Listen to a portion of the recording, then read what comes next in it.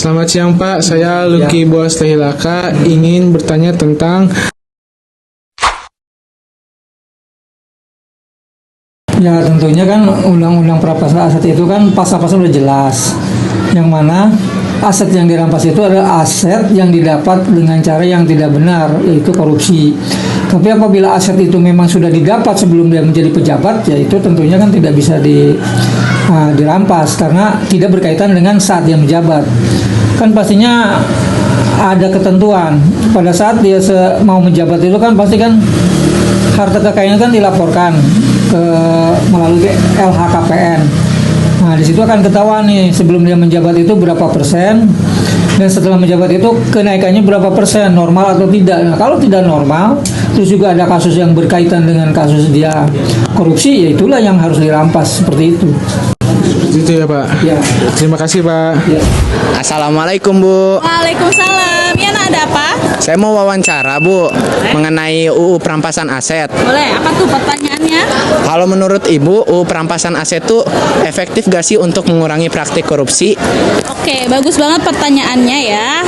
Undang-undang perampasan aset menurut Ibu itu sangat-sangat efektif untuk mengurangi kasus korupsi yang ada di Indonesia. Kenapa sangat-sangat efektif? Karena dengan dibuatnya undang-undang perampasan aset, artinya aturannya nih jelas bagi pejabat-pejabat pemerintah kita nih yang sukanya korupsi gitu ya. Semua punya aturan-aturannya.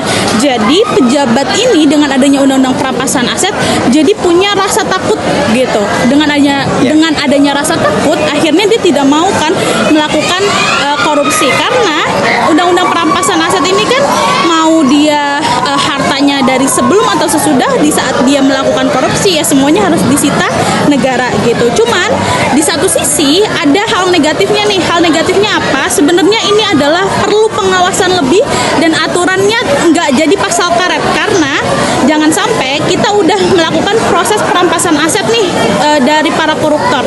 Tapi ternyata dari pihak-pihak yang melakukan perampasan aset tersebut malah dari pihak-pihak mereka yang melakukan kegiatan sewenang-wenangnya, misalnya menyelipkan atau mengambil barang-barang dari hasil korupsinya gitu. Jadi menurut Ibu perlu ada aturan yang khusus gitu.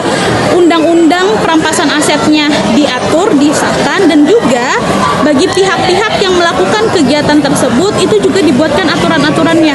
Jadi biar jelas nih bagi si pelaku dan bagi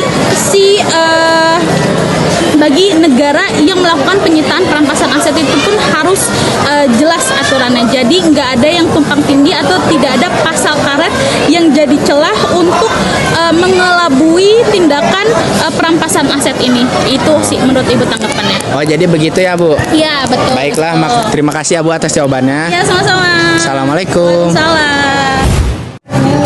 Halo Kak, aku Raisa Safa Kamila dari kelas 10-9. Jadi aku ada tugas sosiologi. Boleh perkenalkan diri dulu Kak? Nama aku Dwi Haulkami Fianda dari 12D2. Jadi aku mau nanya tentang UU perampasan aset. Jadi menurut Kakak gimana sih biar UU perampasan aset ini tuh gak disalahgunakan oleh aparat penegak hukum?